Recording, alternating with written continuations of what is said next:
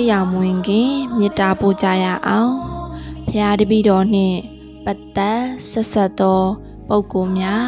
ထိုပုဂ္ဂိုလ်တို့နှင့်ပတ်သက်ဆက်ဆက်သောတတ္တဝါများသည်လည်းကျမ်းမာကြပါစေ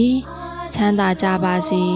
ဖျားတပည့်တော်ကြုံတွေ့ခံစားနေရသောယောဂဝေဒနာများရှိခဲ့ပါကလည်း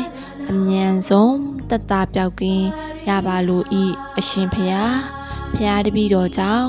မြည်သူတဦးတယောက်များဒုက္ခမရောက်ကြပါစေနဲ့ဖျားဖျားတပည့်တော်သည်လည်းမြည်သူကြောင့်မှဒုက္ခမရောက်ပါစေနဲ့ဖျားဖျားတပည့်တော်ပြုလုပ်ခဲ့သော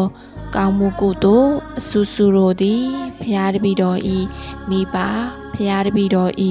မိတ်ဆွေတငယ်ချင်းဖျားတပည့်တော်ဤချစ်သူနှင့်တကွာတတ္တဝါများအားလုံးရရှိခံစားကြရပါစေဖျား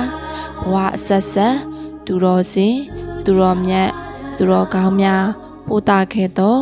ကောင်းမွန်သောဆုတောင်းမေတ္တာများကိုဖျားတပည့်တော်ခံယူပါ၏ဖျားထိုဆုတောင်းမေတ္တာများကြောင့်ဖျားတပည့်တော်ဘဝအေးချမ်းရပါလို၏ကျမ်းမာရပါလို၏ချမ်းသာရပါလို၏ဖျားဟုတတိရတဲ့အခါတိုင်းမေတ္တာပို့ပါ